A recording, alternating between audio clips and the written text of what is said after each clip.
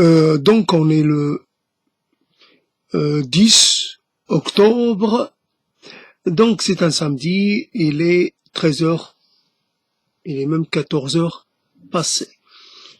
Donc reprise de la parole après beaucoup de jours d'arrêt. Donc c'est un nouveau, un nouveau départ, une nouvelle façon, enfin peut-être, j'espère, une nouvelle façon de se redisposer face aux mots, face aux différentes élaborations morpho-linguistiques. En tout cas, voilà, donc il s'agit toujours de mots, et c'est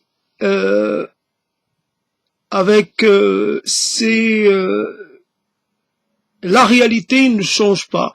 C'est souvent, et même très souvent, notre façon à nous d'avoir rapport à elle, comment de la considérer. Donc on change de mots, on change d'approche, on change de système de jugement, système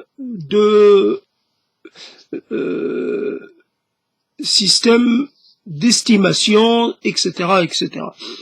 La réalité, évidemment, la réalité avec son versant plutôt objective, plutôt globale, et la réalité avec son versant subjectif, tout en fait, en n'oubliant jamais que entre les deux, il y a une sorte de continuité, il n'y a pas d'arrêt, il n'y a pas d'individuel qui n'est pas un caractère universel, il n'y a pas d'universel sans la part d'individuel, sans la part de particulier. C'est la somme des particuliers qui constituent l'universel, et l'universel dans cette relation un peu l'universel emprunte au particulier, et c'est à partir de la somme des particuliers que l'on peut construire ou établir un universel, et peut-être, et à ce moment-là, quand l'universel est installé, à ce moment-là, il y a une diffusion, donc sous forme d'un texte fondateur.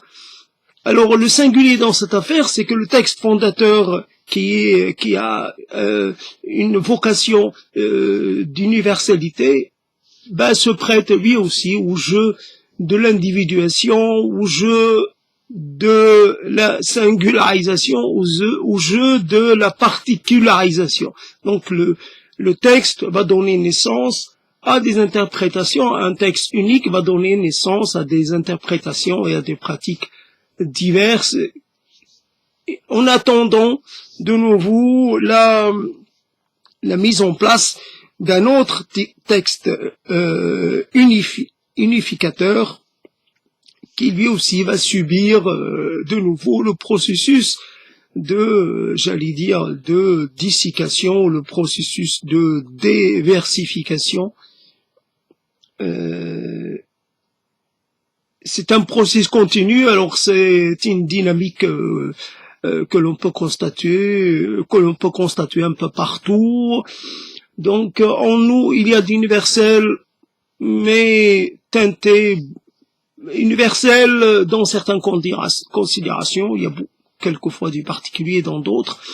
Alors, quand moi je parle, donc j'ai beaucoup insisté sans me convaincre sur cet aspect, puisque je parle sans m'entendre, avec des bouchons dans les oreilles, donc et évidemment, il est évident que quand on insiste sur un point qui n'était pas prévu du tout, à ce moment-là, on court le risque de se perdre. Voilà, donc la parole, elle est là, on se perd un peu dans les considérations qui apparaissent, qui jaillissent comme ça, et voilà, il y a une sorte d'effets d'entraînement qui n'est pas toujours des plus heureux. Donc, revenons vers l'idée de départ qui était de revenir vers les mots sous une sorte de titre ou de thème bien identifié, celui de, donc j'ai fait un glissement de la somme de toutes les peurs à la somme de toutes les défaites, mais avant j'avais eu comme idée qui m'a traversé la nécessité de nommer les choses. Alors j'y pensais ce matin, nommer les choses, comme moi je suis issu d'un univers théologico, historico, voilà, il y a un récit de départ qui est en moi. Donc ce récit biblique et tout ce que l'on veut, il dit que voilà, Adam a été, on a enseigné les noms des choses à Adam. Adam a été formé à donner ou à reconnaître ou à nommer, voilà.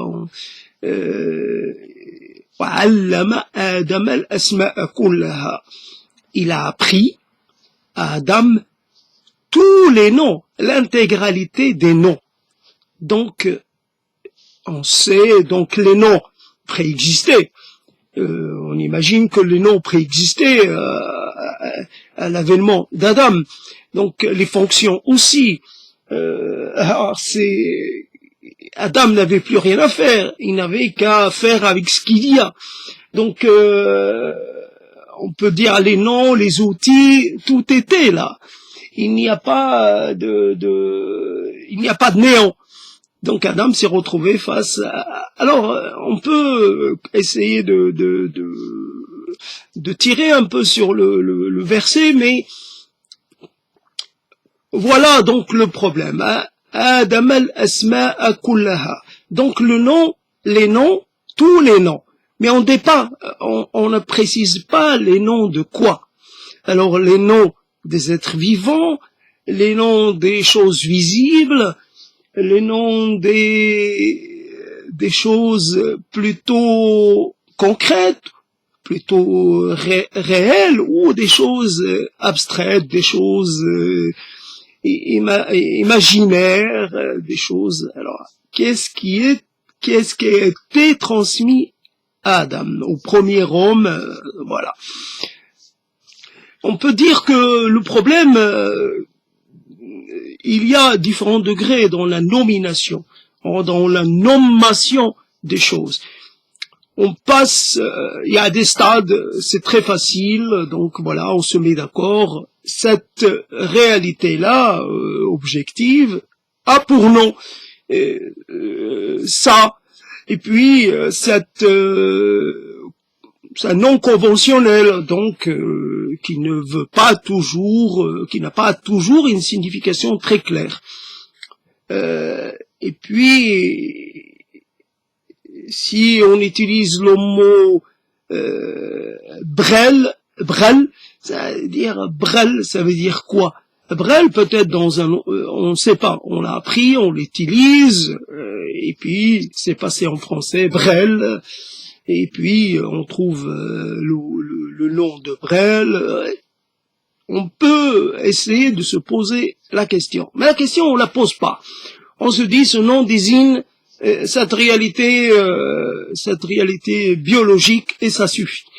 Au moment où on est d'accord sur la réalité que ça désigne, ça nous suffit. Après, on sait ce qu'il y a derrière la réalité, on apprend un peu les caractères propres de cette réalité objective. Donc, pour ce qui est des êtres vivants, c'est très facile. Pour ce qui est des choses un peu concrètes comme ça, qui ont un corps, qui ont une sorte de personnalité, ça va. Mais le problème, c'est quand on se met à vouloir nommer le monde des représentations, un peu, les représentations. Comment se mettre d'accord sur une vision du monde, comment on doit représenter le monde. Alors, je ne sais pas exactement ce que ça veut dire représenter le monde, le système des représentations, puisque j'ai dit que non, en fait, on avait une représentation du monde basée sur des éléments très concrets. Donc, pour ce qui est de représenter le monde, présenter, représenter, il n'y a pas de problème. Il n'y a pas lieu de créer des divergences. Et je ne sais pas à partir de quel moment naissent les divergences et les singularités et les subjectivités, etc. Donc, à un moment, je laisse de côté les réalités concrètes et je passe peut-être au système d'interprétation. J'ai une réalité qui présente un certain degré de difficulté. Alors évidemment, pour venir à bout de la difficulté, je sais pas, ça peut être un obstacle, cet obstacle, il faut il faut le faire disparaître. Alors on va se mettre à plusieurs et chacun va proposer une solution. Pourquoi est-ce que toutes les solutions ne sont pas concordantes? Pourquoi est-ce il va y avoir des solutions un peu contradictoires? Il y aura toujours une solution qui va nous apparaître beaucoup plus indiquée et beaucoup plus pratique qu'une autre. Seulement, il faut tenir compte de toutes les solutions. Il faut il faut respecter un peu toutes les opinions. Voilà, on va essayer toutes les solutions. C'est-à-dire même les plus invraisemblables, même celles qui présentent un degré très très évident de complication et d'infaisabilité. Parce qu'on est ensemble et on a décidé que on allait tenir compte de tous. Donc ce système un peu de démocratie ou d'égalitarisme parfait, il va connaître un peu ses limites très très rapidement. Donc pour ce qui est là encore, il y a des degrés dans l'estimation dans l'expression des désaccords. Il y a des choses qui sont relativement simples malgré les désaccords apparents. Cette chose-là, il faut à un moment précis,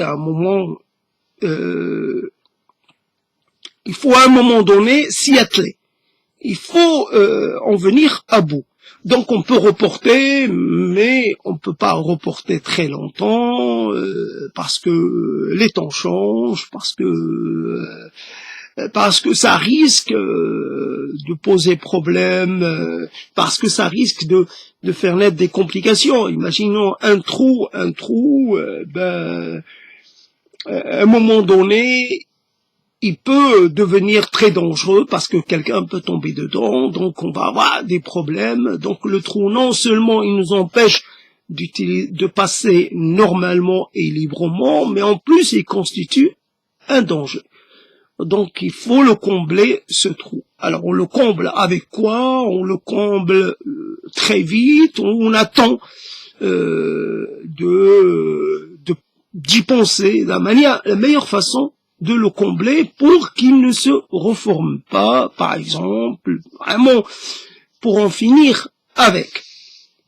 Donc là, il s'agit d'un degré relativement simple dans lequel de l'expression d'une certaine forme de divergence. Arrive un degré plus compliqué dans lequel il y a un système des valeurs.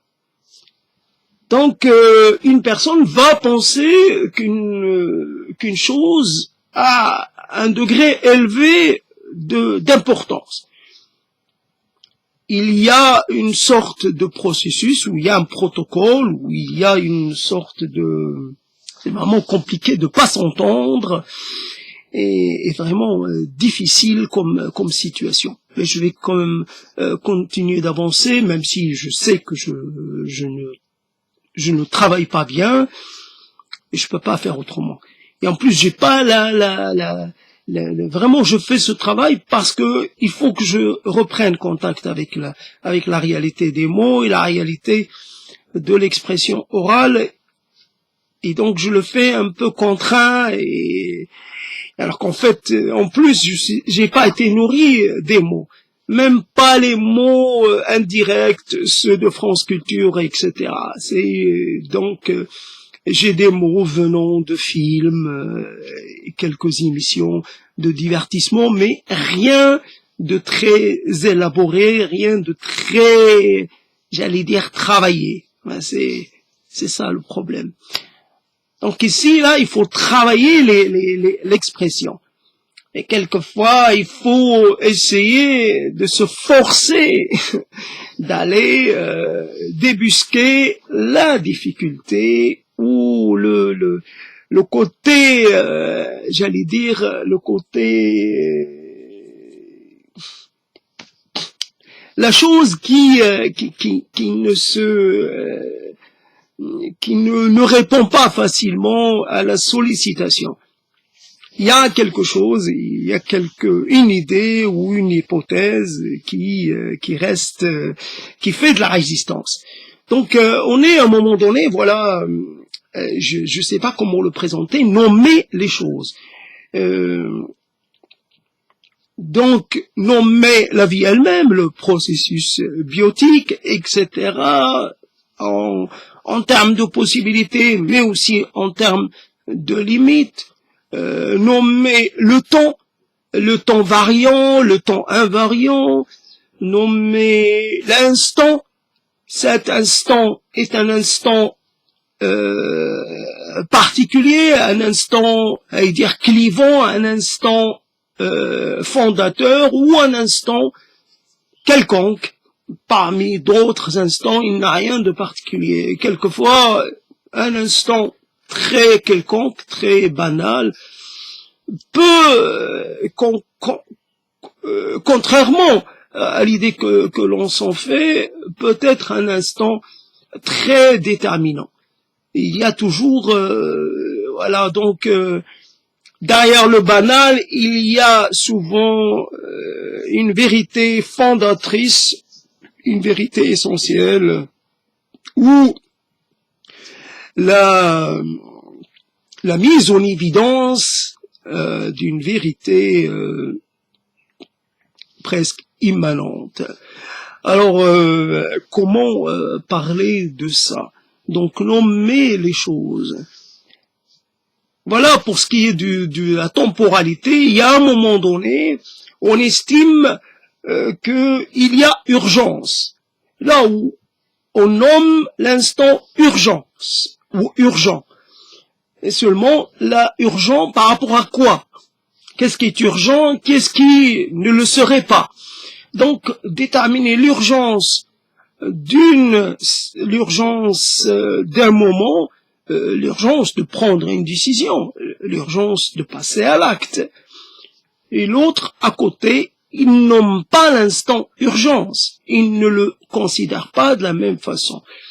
Donc, nommer un moment, nommer les choses, nommer, ça c'est soit être capable de tirer de faire quelque chose avec le destin ou se laisser totalement entraîner par le destin. Là, je sais en tant qu'être vivant que j'ai un destin. J'ai un destin qui est prédéterminé, mais en même temps, j'ai une marge de manœuvre. Alors, on peut essayer de savoir si elle est petite, étroite ou pas. La question n'est pas importante, n'est pas là. Oui, elle est étroite. La marge de manœuvre est étroite, mais elle existe. Et donc c'est ça ce qui est intéressant. Alors parmi les moyens que j'ai de faire face à finalement au côté indépassable, c'est que je puisse me prolonger dans le temps, continuer d'exister malgré la fin de ma vie ou la fin de mon corps, malgré la disparition de mon corps. Qu'est-ce qui va exister, qu'est-ce qui pourrait exister de moi dans le présent et dans l'après-présent? Pourrait essayer quelques souvenirs, quelque chose, j'allais dire génétique et presque immatériel, l'héritage génétique, le patrimoine, c'est presque immatériel, mais en même temps, c'est très matériel. Donc, quelque chose qui existe, c'est le souvenir. On sait à quel point le souvenir est quelque chose de très instable. Et je veux que on se souvienne de moi. Pour qu'il y ait des gens qui se souviennent, il faut que j'ai une action. Il faut que je fasse en sorte que cela puisse se produire. Mais on peut se souvenir de moi de façon beaucoup plus assurée si je donne naissance à une descendance. Là, ce sont mes traits qui pourront se prolonger à travers ma descendance, mais aussi quelques éléments de ma vie, de mon caractère, de mon passage sur Terre. Il y a des choses. Je vais essayer de transmettre et de faire en sorte que l'on continuasse d'une certaine façon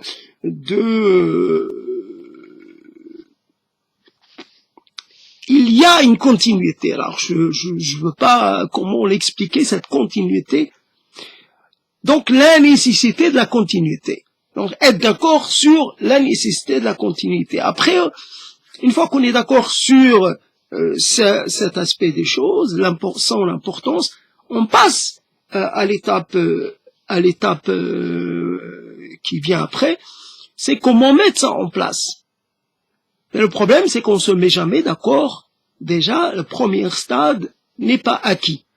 Donc après, nommer les choses, nommer les urgences, nommer les défis, nommer les contraintes, nommer la finitude, le caractère fini de nos personnes, de nos mondes, de nos constructions. Donc, nommer les choses. Alors, c'est pas ça. C'est pas ça. Alors, c'est comme ça. Alors, c'est le fait de ne pas parler. De ne pas parler. Un être humain, ça existe par des tas de choses, de manifestations. Ça existe parce qu'il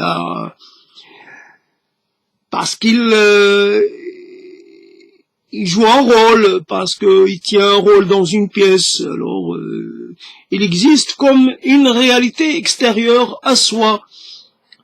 Moi, j'existe par rapport à d'autres personnes, et tant que je continue d'exister, tant que je continue d'être à ma place, ces personnes, elles sont conduites à penser le monde dans la continuité.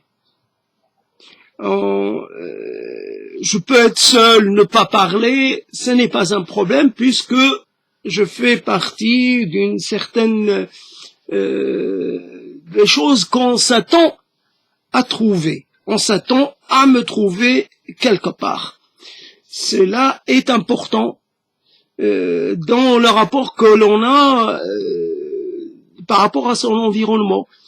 Cette chose-là, elle est là dans une certaine stabilité, c'est important, la stabilité. Après, on peut aussi intégrer des changements brutaux, mais dans l'ensemble, il faut qu'il y ait une stabilité. Ma stabilité, elle est aussi générée par la stabilité des autres.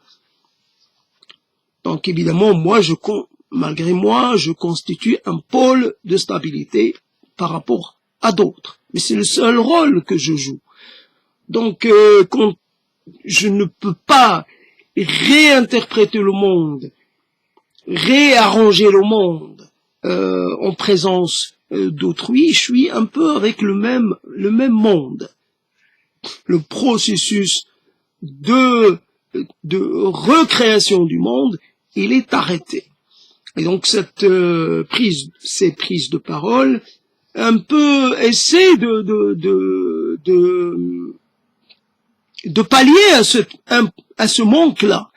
Voilà, j'essaie de répondre à un besoin vital en faisant comme je peux, puisque de toutes les façons, je n'existe pas et je continuerai de ne pas exister pour un certain nombre de gens qui ont compté pour moi. Donc je peux pas les convoquer, ils ne viendront pas. Donc c'est comme ça. Alors il faut que je m'accommode du monde tel qu'il est, et ce qui me reste comme possibilité, c'est de parler devant une webcam et de faire du bruit, et donc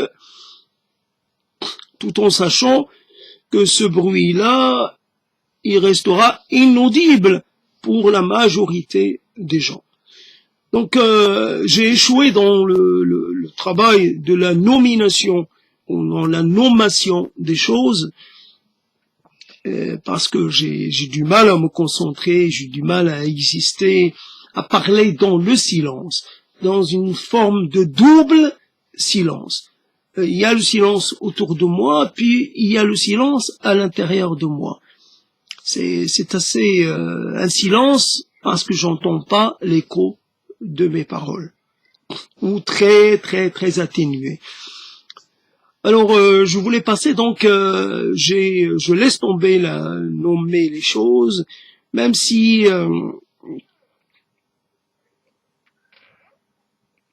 un peu l'idée que je me faisais de cette d'Adam, un peu de la scène de l'apprentissage qui était celui d'Adam, c'était une sorte, on allait présenter un peu comme on présente les présents, on présente les anges, on présente, je sais pas si on a présenté Dieu à Adam, mais on dit voilà, ça c'est un ange. Donc on imagine qu'Adam ne sait pas peut-être de façon instinctive, de façon innée, comment s'appellent les anges. Peut-être voilà. Ça, cette forme-là, c'est un ange. Cette forme-là, c'est déjà, bon, il a vu un serpent, alors je sais pas comment il l'a appelé, peut-être qu'il lui a donné un nom. Je sais pas, est-ce qu'il a vu le serpent avant qu'on lui apprenne les noms des choses, des êtres? Parce qu'il l'a vu après, il a vu un serpent, il a vu un arbre, il a vu Ève, comment il a appelé Ève, voilà, toujours, Ève c'est Hawa, donc celle qui contient la totalité, et je sais pas ce que ça veut dire exactement, mais je traduis, donc Hawa, Ahtawa, Ihtiwa, c'est le fait de pouvoir être plein de la totalité, être enceinte, d'avoir le potentiel, ou d'avoir en soi, voilà, donc tout ce qui va exister, toute l'humanité qui va donc voilà. Et comment donc la scène m'apparaissait assez facile, voilà, assez claire.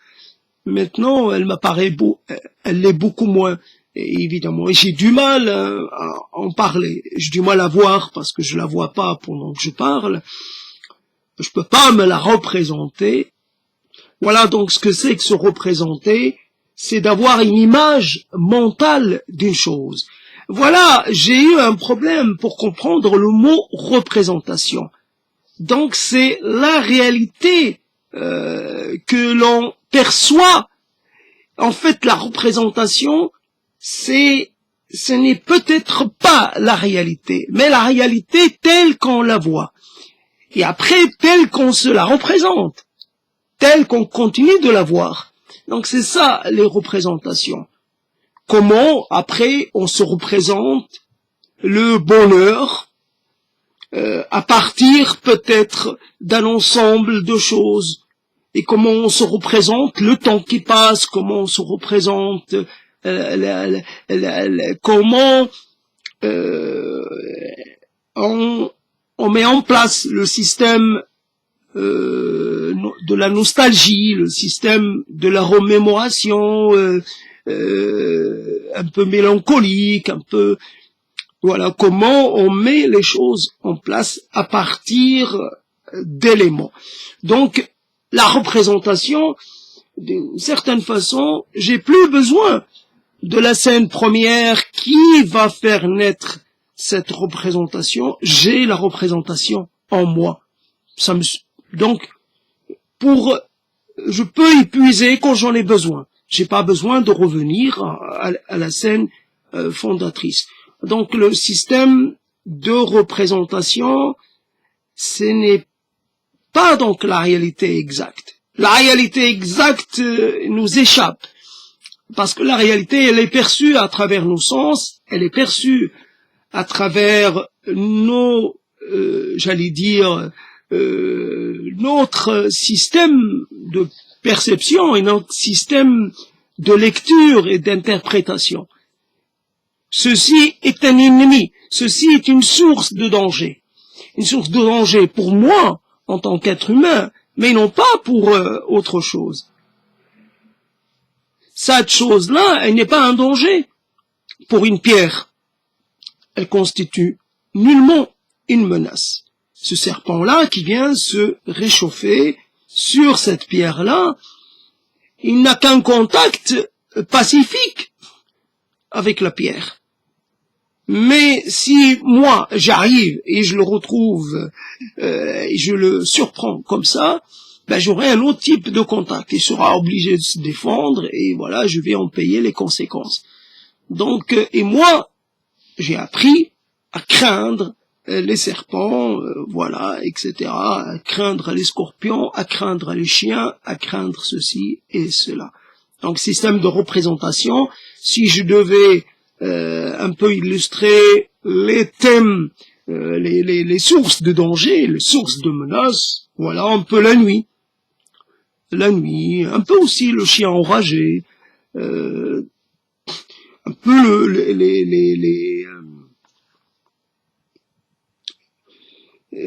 la nuit parce que voilà, les choses deviennent inidentifiables. Et je peux pas savoir ce qui est réellement dangereux, ce qui ne l'est pas. Donc la nuit en totalité devient une source de danger, donc j'évite. Et donc, depuis voilà donc le système des représentations, comment l'on peut arriver à vaincre une difficulté en continuant de parler. Parce que fondamentalement, c'est pas qu'on n'a pas compris, on a intégré un concept, on l'a intégré peut-être n'importe comment, sans trop y penser, et on l'a même utilisé, on y a eu recours, mais on aurait été incapable de l'expliquer. On arrive à l'expliquer, après peut-être un moment de grâce, on arrive à lui donner corps, et peut-être le moment d'après, on perd de nouveau cette capacité, mais c'est pas un problème. Donc nommer les choses. Après, on est sur la somme de toutes les peurs, la somme de toutes les défaites, la somme de tous les échecs, la somme de toutes les finalement, ça peut être intéressant, sauf que c'est un titre un peu long. La somme de toutes les, c'est pas très, ça coule pas bien. Hein. C'est la somme de toutes les défaites, la somme de la somme de tous les regrets, la somme de toutes les nostalgies, la somme de toutes les afflictions. Donc ça prend pas, le titre ne prend pas. n'est pas facile à utiliser, par exemple comme un titre écrit pour donner envie à quelqu'un de prendre le livre et de le lire, de le parcourir. Là, on est la somme de toutes les défaites.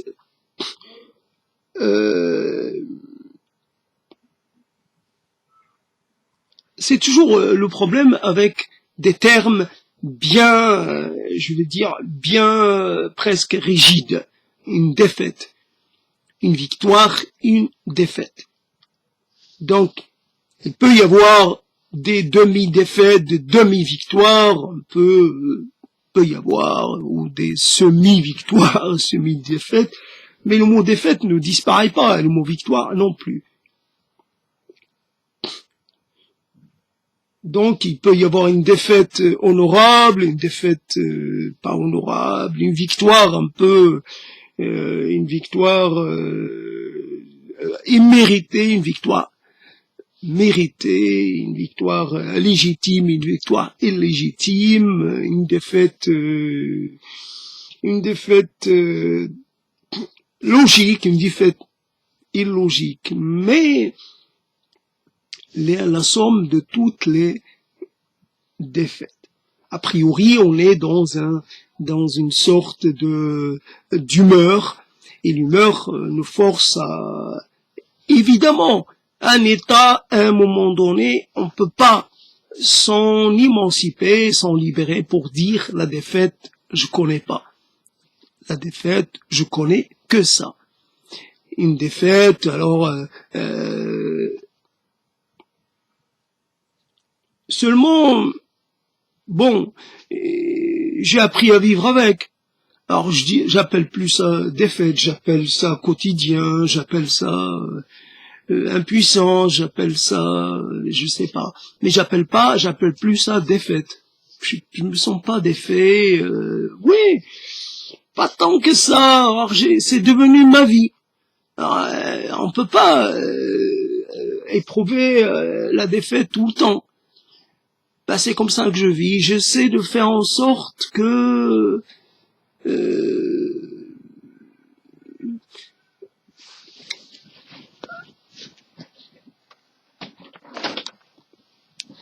ben, je fais quelque chose. Alors, je fais rien d'extraordinaire. C'est-à-dire,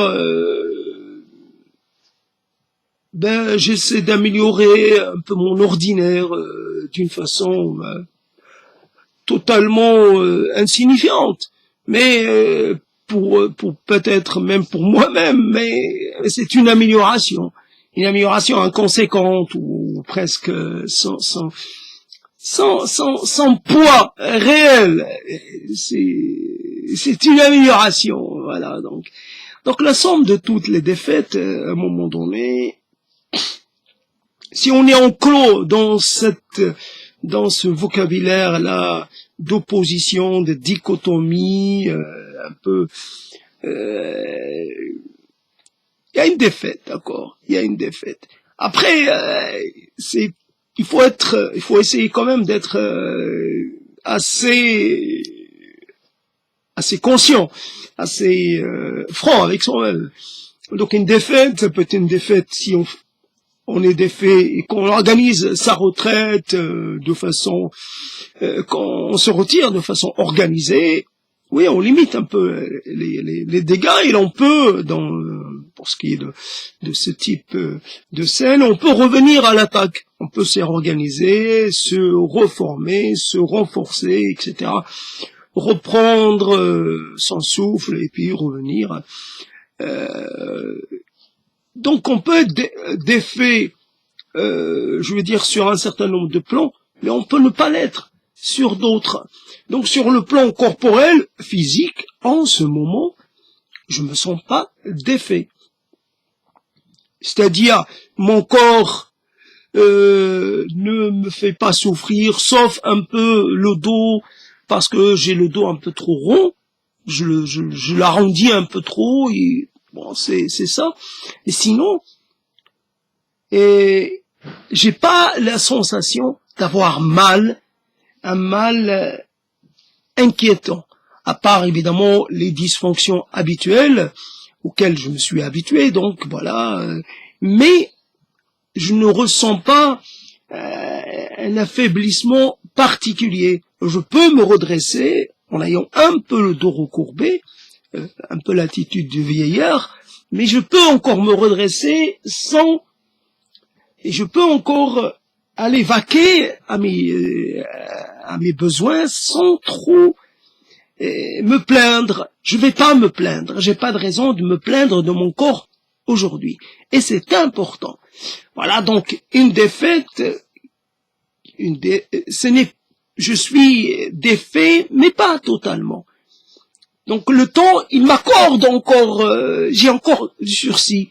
Voilà, la défaite. Alors, la défaite morale. Tout à l'heure, j'ai pensé une chose. Donc, souvent, on peut penser, oui, la solitude.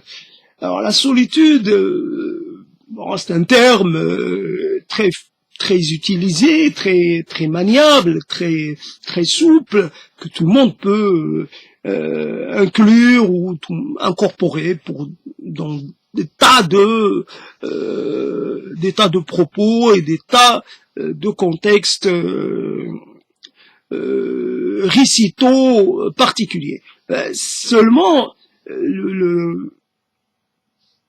on peut considérer qu'on est seul et que personne d'autre ne connaît un tel sentiment de solitude. Ce n'est pas vrai. On le sait, la solitude, et ça dépend de tout un tas de considérations. On peut se sentir seul alors qu'en fait, on a énormément de choses à disposition. Mais on est dans une position et on ne peut pas en bouger. Si je suis le puissant d'un endroit ou d'un moment particulier, je ne peux pas aller plus loin. Je suis puissant, d'accord, mais personne ne me conteste cette puissance, mais je ne peux pas aller imposer cela à quelqu'un d'autre. Donc, puissant, mais dans mes frontières. Puissant, mais dans mon palais. Et en plus, il est évident que l'on peut, si on commence un peu à essayer de voir de plus près, on va se rendre compte que cette impuissance, elle est un peu partout. Même dans mon palais, je ne suis pas tellement puissant. Alors j'ai à ma disposition tout ce que je veux, mais je peux pas y prendre part. Je peux pas manger ce que je veux parce que ça m'est interdit. Je peux pas faire ce que je veux parce que je ne peux pas. Je ne peux pas. Je peux me contenter de regarder, mais je ne peux pas presque plus participer. Je suis déjà, et puis même, sans parler de cet état de corps fatigué, on peut, même avant, il y a un moment, on peut se poser la question de savoir si on est à sa place. Voilà. Donc, toujours la question, ça peut être la solitude, c'est d'être traversé par la question de savoir si on est en adéquation avec le statut qui est le nôtre et avec la fonction qui est la nôtre, etc., etc. Donc, ouais, j'avais pensé cette solitude. Évidemment, la solitude de la faim, pas la solitude de l'âge, du bel âge, de l'âge de la maturité, un peu. Donc, ce roi qui est obligé d'inviter un peu des tas de gens pour l'accompagner, pour le distraire. Et donc, par là, il exprime un besoin. Il n'est pas capable il a besoin qu'on l'aide pour essayer de passer le temps. Celui-là, il va lui raconter une histoire. Est-ce qu'on imagine un potentat ayant besoin d'une histoire à dormir allongé. Est-ce qu'il a besoin d'une histoire pour essayer de les faire oublier ceci ou cela? Est-ce qu'il a besoin d'être... Qu'est-ce que cela veut bien dire? Quand on sait que à certains moments on a besoin peut-être de revenir vers les âges premiers et de nouveau vers les contes de fées et vers une certaine vision enchantée du monde.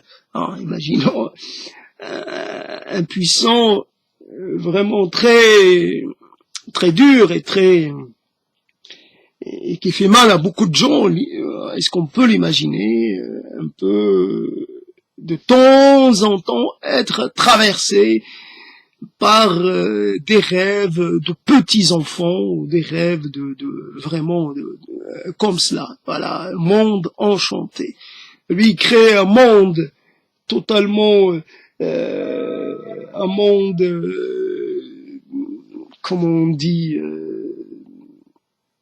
un monde cauchemardesque, et lui il rêve d'un monde enchanté. C'est ça, il crée le désenchantement, il rêve de l'enchantement. C'est ça. Donc il y a un moment donné où la solitude c'est l'horizon quelque part définitif. Il n'y a pas moyen, et donc toujours dans ce récit, par rapport à ce roi. Donc à un moment donné, il avait quelque chose qu'il gardait toujours avec lui, et cette chose, il la donne à son compagnon de divertissement, il la lui donne, disons qu'il en aurait plus besoin. Alors à un moment donné, évidemment, moi je suis pas à ce niveau-là, j'ai encore besoin des choses que j'utilise. Donc je me dis, je suis encore dans une phase où je peux faire usage des mots sans avoir peur, ou sans dire que ce mot il n'est plus de mon âge, ou il n'est plus, il suffit, voilà. Donc j'ai encore un certain nombre de portes ouvertes, même les portes du désir. Après, j'ai besoin de quelques petits aides chimiques pour relancer la machine, mais malgré tout, voilà. Donc, fondamentalement, la somme de toutes les défaites, c'est contestable. On ne peut pas parler en termes de défaite.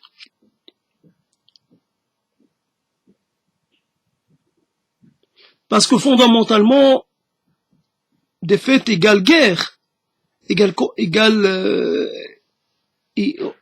on fonctionne pas en termes de guerre, en termes il y a,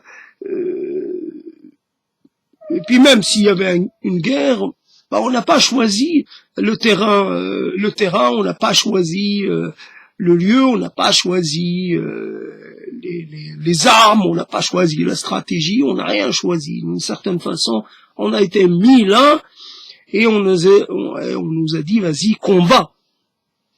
Combattre comment? Donc, la défaite, si j'avais eu les moyens, si on m'avait un peu donné tout ce qu'il me fallait, tout ce qu'il m'aurait fallu pour mener une guerre gagnable. Je suis né avec, je suis parti à la guerre sans armes et sans plan, comme ça, évidemment. Au bout d'un moment, voilà, je dois reconnaître que je pouvais pas aller plus loin. Je devais un peu revenir en arrière. Je devais même déclarer forfait. Voilà, il faut laisser... Je sais pas comment le dire. D'ailleurs, j'ai encore du mal à traiter de cette idée de la somme de toutes les défaites. C'était la haute idée que l'on se fait de soi, c'est ça le problème. C'est la haute idée que l'on se fait de soi et de son destin. Et la somme de toutes les défaites, c'est un peu vers la fin, on se rend compte que, voilà, que la fin, elle n'est pas à la hauteur, à notre hauteur. Et, je sais pas comment dire. La fin est toujours, et souvent, la plupart du temps, misérable, affligeante. C'est pas la fin que je mérite. Et non, comme ce corps, ce n'est pas mon corps. Comme cet esprit, c'est pas mon esprit. C'est pas, et comme je ne me reconnais pas dans cet état de délabrement. Je ne me reconnais pas dans cet état d'impuissance. C'est vrai, il y a une phase de puissance, puis il y a une phase de descente vers plusieurs formes d'impuissance. Passe d'une impuissance à une autre, encore peut-être plus dure, plus impactante. Voilà. Donc la somme de toutes les défaites, c'est un entraînement pour revenir vers le monde de la parole et le monde de l'énonciation, en faisant, je prends le risque de ne pas réussir, c'est pas un problème, car encore une fois, la réussite, elle n'est peut-être pas là où on l'attend. La réussite, ce n'est qu'une façon de voir, une façon parmi tant d'autres. C'est quoi réussir? Alors peut-être parmi les choses que l'on va dire, il y a un mot qui va mériter qu'on le relève, que l'on mette en exergue. Il y a peut-être, il y a toujours une chose. Alors pourquoi le mot du pourquoi? Alors, pourquoi les choses ont telle tendance un peu à aller vers le pire d'une certaine façon? Pourquoi est-ce que on n'a pas cette capacité à se redresser, à faire face à ce qu'il nous apparaît comme imminent, comme un danger mortel? Pourquoi est-ce que l'on mobilise pas toutes nos capacités pour faire face à ce danger?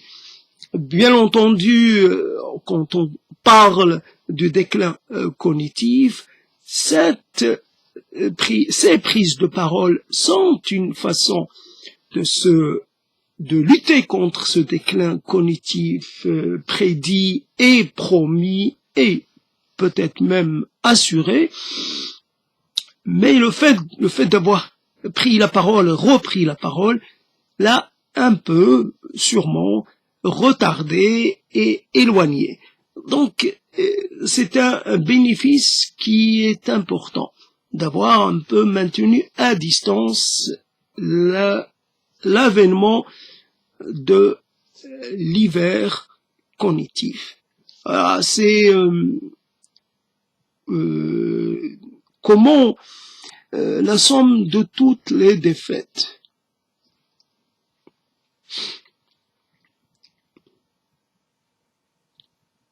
C'est ce qui est étonnant, c'est notre capacité à certains moments d'être facilement influencé ou influençable par comment dire, par des sortes de conclusions. On fait une conclusion, on dit personne ne m'aime. Mais fondamentalement, quand on fait un peu la somme, on additionne ceci, cela. Mais réellement, est-ce que l'amour de tous ces gens, est-ce que c'était une chose importante? Est-ce que, d'une certaine façon, l'amour des gens, qu'est-ce que ça peut changer? Ou je n'ai pas réalisé. Et si on n'a pas réalisé une chose, si on n'a pas réalisé son désir, c'est que notre désir était ailleurs. Alors il faut pas s'arrêter là, il faut pas se dire j'ai mon désir ailleurs, puis c'est bon. Il faut aller chercher où il est ce désir. Alors il peut être du côté des mots simplement, pour que je puisse utiliser certains mots, pour que je me prive pas. J'aime une certaine ambiance. Comme certains pourraient dire, j'aime la mélancolie, j'aime la nostalgie, même si ça a un côté pathologique, mais j'aime l'ambiance que crée la mélancolie. Même une mélancolie très profonde. C'est mieux que, voilà. C'est vrai qu'il y a un moment où on est un peu devant ses responsabilités. C'est vrai que la réussite, d'accord, on peut la déplacer, on peut se dire tiens, je n'ai pas réussi dans ce parcours, mais quand même, moi si j'avais le choix, évidemment, là c'est une journée ensoleillée, j'aurais été dehors en train de marcher, en train de prospecter et de regarder, d'écouter. Sans humains, j'ai pas besoin des humains, j'ai besoin juste de marcher. Et c'est vrai que là, en tant qu'être solitaire, sans personne, je peux m'accompagner tout seul, mais ça, je ne me l'accorde pas. Là, c'est un reproche que je peux me faire, un reproche fort. Donc ma défaite, elle réside dans le fait que je suis bloqué dans un espace qui est fermé. Et que, vu que je suis dans un environnement humain, je peux même pas ouvrir les fenêtres. Dans cet espace qui est le mien depuis 10 ans maintenant, souvent je m'enferme. Parce que je sais pas pourquoi. Ça prolonge un peu mon sommeil. J'arrive pas à quitter le moment de l'éveil ou du réveil. Donc je reste un peu. Donc c'est pour ça je peux pas comme ça. Dans l'autre pièce, voilà, je prends contact avec la lumière, avec le soleil sans problème. Mais dans cette pièce, j'ai du mal. Donc j'aurais aimé. Dieu a créé la terre grande, immense. Si Dieu, dans certains versets, la terre de Dieu est grande. Et pourquoi on se contente de quelques mètres carrés, en plus des mètres carrés fermés par des murs, même pas les mètres carrés ouverts sur le ciel, ouverts sur le reste, les mètres carrés fermés. On pourrait dire, tiens, j'aime partir sans me retourner, j'aime partir, pour le plaisir de partir, marcher sans avoir de but, simplement passer par là, emprunter ce chemin, peut-être un chemin déjà parcouru par des pèlerins, par des marcheurs, par des bergers, un chemin qui a compté pour certains ou qui n'a pas compté, peu importe. Je marche dans les pas de mes prédécesseurs ou pas, c'est pas un problème, je marche. Parce que ma réalité est dans le geste de marcher. Simplement, c'est ça qui compte pour moi. Marcher et de regarder, et de sentir et d'interagir autant que possible avec ce que je vais avoir en face de moi. Si une chose m'interpelle visuellement, je vais m'en approcher. Si une chose m'interpelle olfactivement, ben je vais m'en approcher aussi. Si une chose m'interpelle auditivement, ben là aussi je vais m'y intéresser. Donc j'ai mes sens qui sont ouverts. Voilà, au moins 3 sens essentiels. Donc voilà la somme de toutes les défaites, et souvent un mot nous met face à, non seulement à travers un mot, on veut constater, on veut mettre en place un système d'explication, un système presque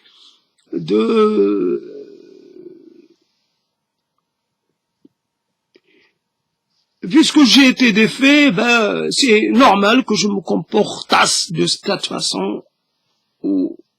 C'est normal, c'est logique. Ça va ensemble. Donc l'idée d'admettre qu'il puisse y avoir des défaites et des victoires, et c'est ça le problème. Il n'y a pas de défaite comme il n'y a pas de victoire. Il y a simplement à se trouver de quoi s'occuper. Dans une pratique relativement que l'on accepte avec entrain. L'idée de marcher est une idée qui n'a pas, évidemment, s'il fait très froid, s'il y a un danger, etc., là, ça devient autre chose. Mais la plupart du temps, on peut marcher sans problème, il n'y a pas de danger, pas de bandits de grands chemins ou de petits chemins, pas de fauves cachés derrière un massif ou un autre. Il n'y a pas de danger. Après, il y a le froid, d'accord, mais le froid, on peut s'en accommoder. On a tout ce qu'il faut pour le faire avec.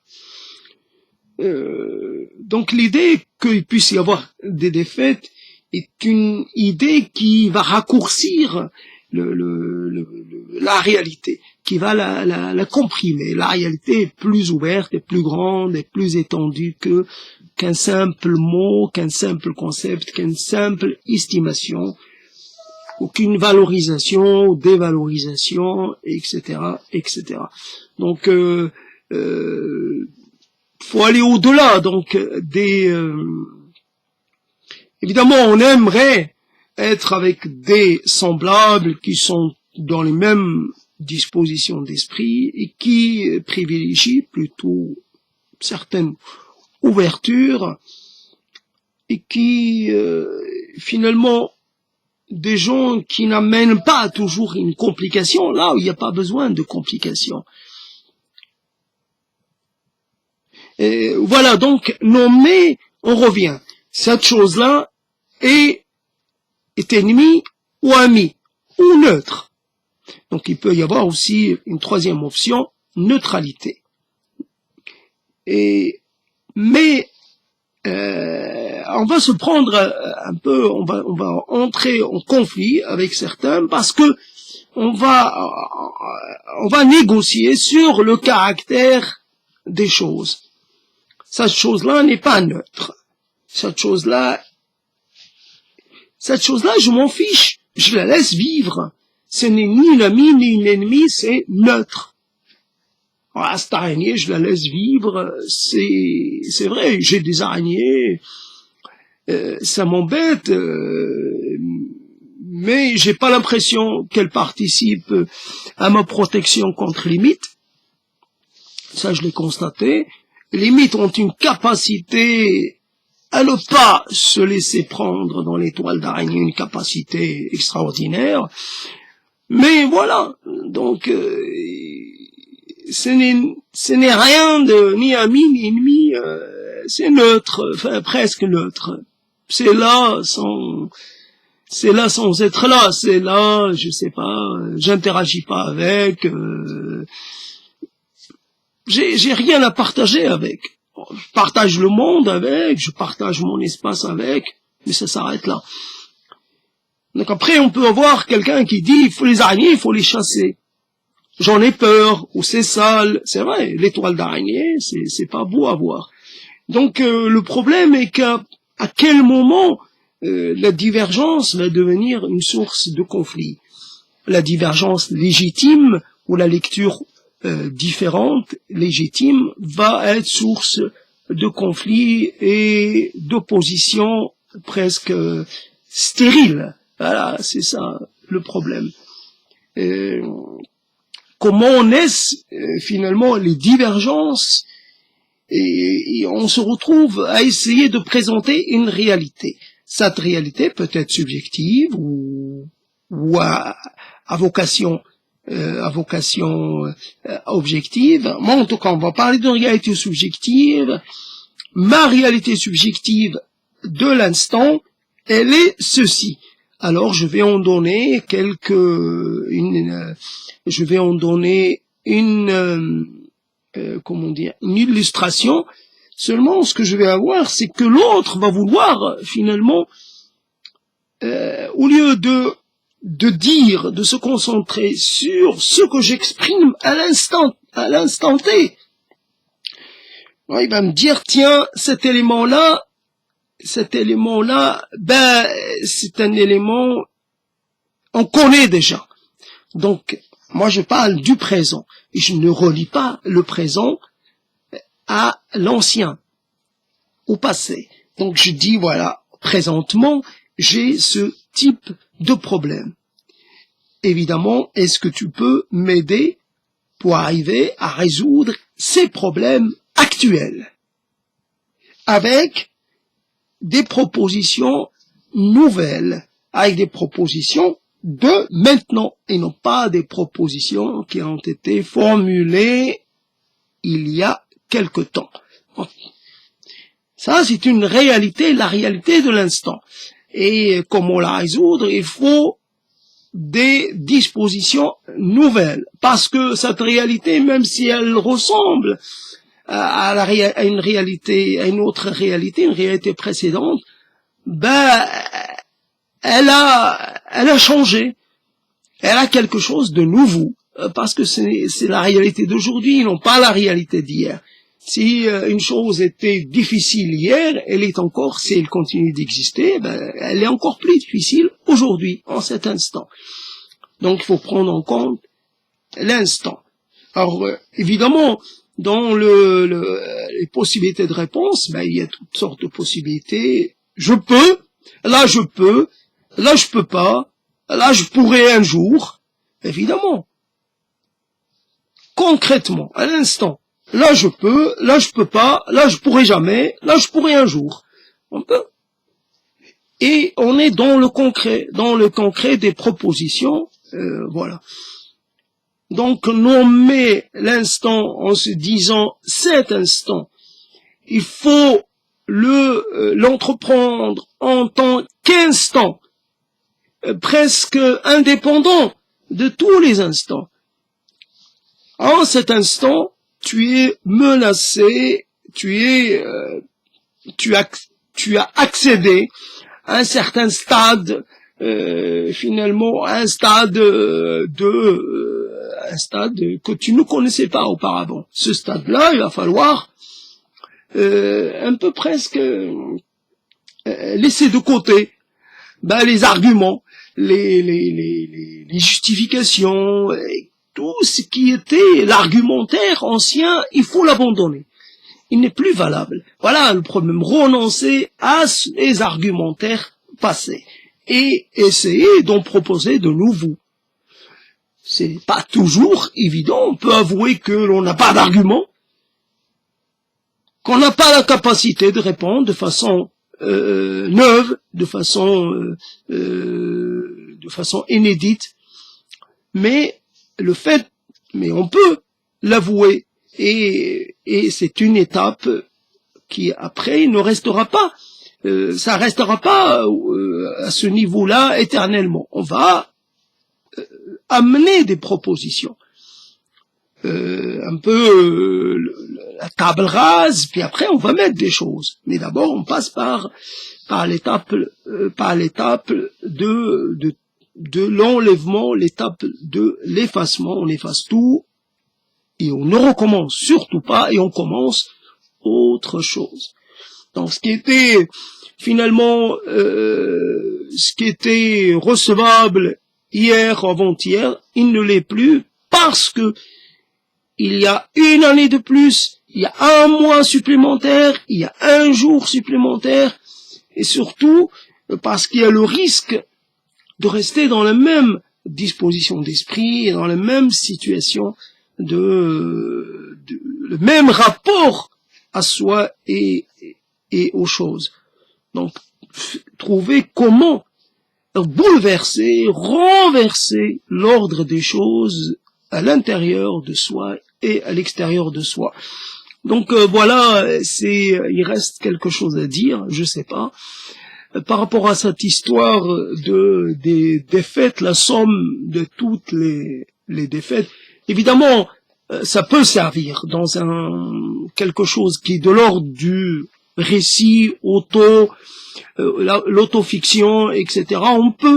On peut s'en inspirer, mettre en place des éléments. Je me suis réveillé et j'ai eu comme une hésitation. Hier, c'était pareil. Je m'étais réveillé, puis je me suis rendormi. J'ai renoncé au réveil. J'ai renoncé à me lever.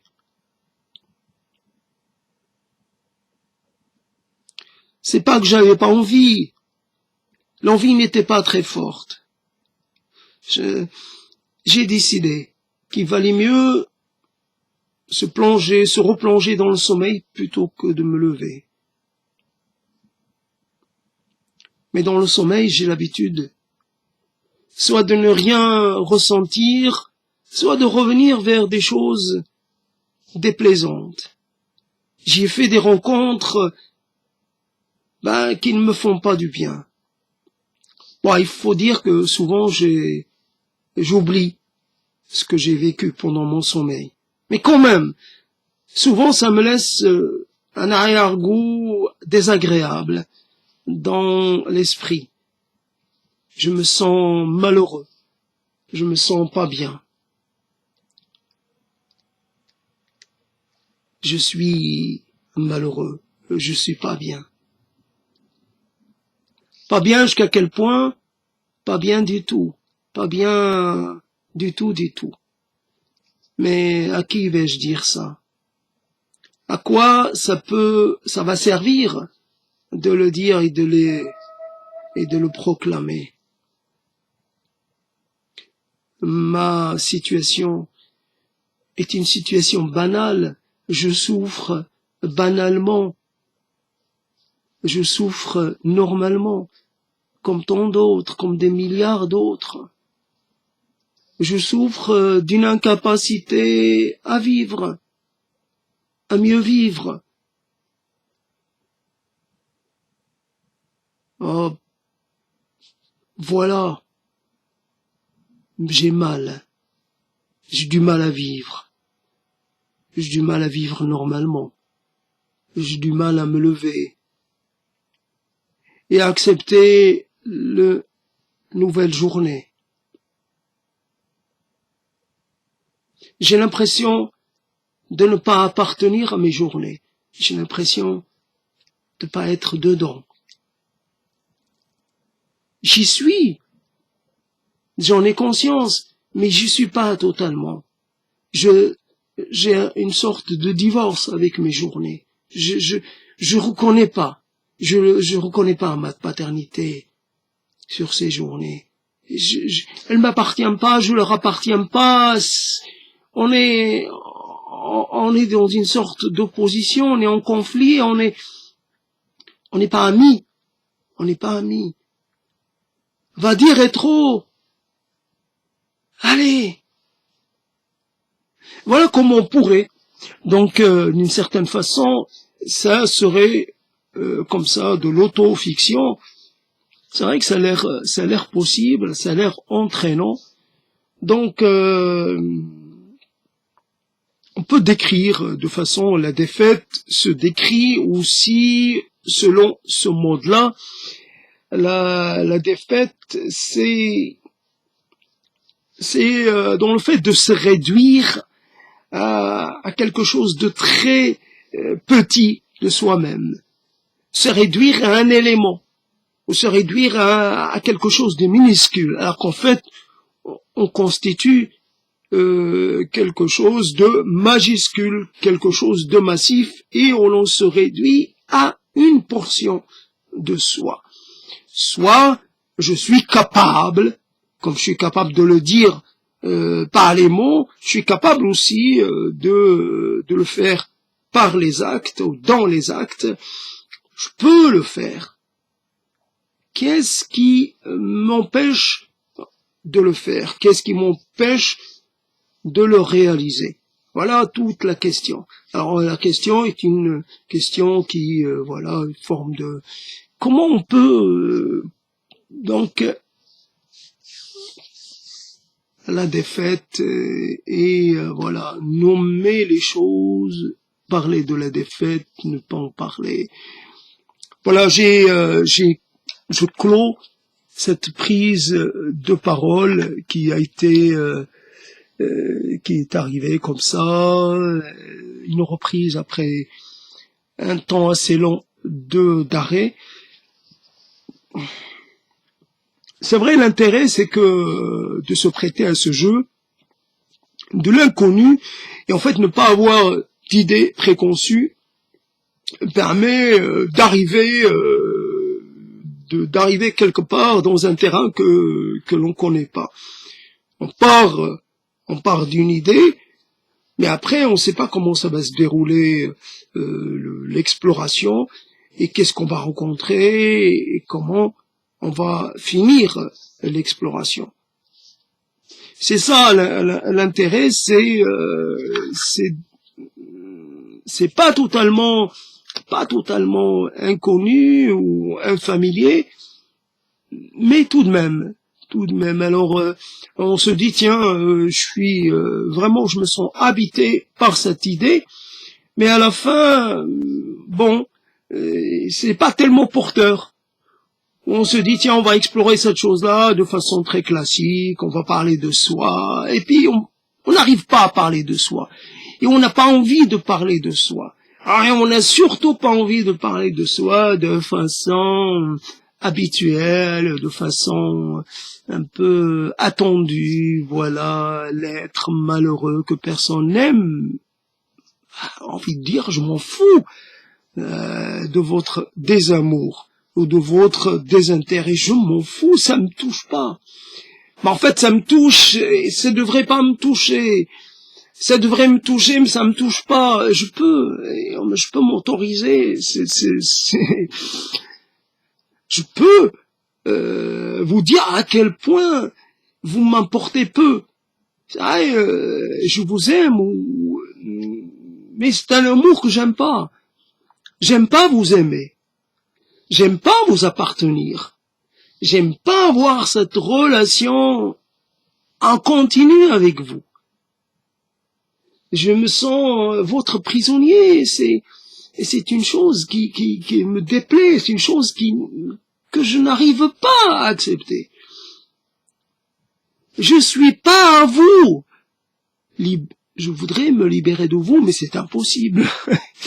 C'est ça le problème, c'est que je suis contraint de continuer de vous porter dans ma tête, sur mon dos, partout dans mon corps, et je peux pas. Mais en même temps, je peux le dire. Je peux dire à quel point vous me pesez, à quel point je ne vous déteste pas, mais j'aimerais presque un divorce à l'amiable. Voilà, quittez-moi, simplement, je vous en supplie. Elle ne marche pas. D'abord, vous n'êtes pas là, vous m'entendez pas, et puis voilà. Donc, dans cette chose qu'est le souvenir, c'est une totalité. On peut pas aller voir quelqu'un et lui dire épurez-moi, enfin, je sais pas, faites une sélection, un tri. Ce n'est pas comme avec une machine, on supprime et on garde. Là, on peut rien faire. Les choses qu'on a envie de supprimer, ben, elles restent. Il y a des choses qu'on a envie de faire persister, ben, elles ont tendance plutôt à ne pas apparaître, voilà. C'est comme ça. C'est une totalité qui, c'est une sorte de charge que l'on doit porter. C'est notre, j'allais dire, je sais pas comment le dire, il y a des poids morts, il y a des choses comme ça, des amours mortes, des poids morts, des sentiments morts. On doit traîner avec soi toutes ces choses-là mortes, et on peut pas s'en débarrasser, on peut pas parce que c'est rattaché au reste. C'est rattaché parce que c'est ça peut-être qui nourrit un peu, voilà, qui me nourrit d'une certaine façon. Je vais te voir, je vais te visiter par la pensée évidemment pour mieux me sentir déterminé par rapport à une chose, pour mieux dire certains mots. C'est toi qui me permets de mettre en mouvement des propos, de les mettre en vie. Bah, j'ai besoin de toi. J'ai besoin de continuer d'exister pour te dire à quel point je t'aime pas. Ou je t'aime malgré moi. À quel point je peux te dire, oui, je t'aime malgré moi. Je t'aime, et cela m'insupporte. C'est comme ça. Donc, voilà. Un petit moment, un petit jet supplémentaire. Voilà. C'est ce que permet l'exercice des mots. Et ça permet des choses comme ça. Alors, ces choses-là, elles ne viendront jamais par l'écrit. Ça, c'est évident que l'écrit ne permet pas ça. L'écrit, il est comme là aussi, il est lourd.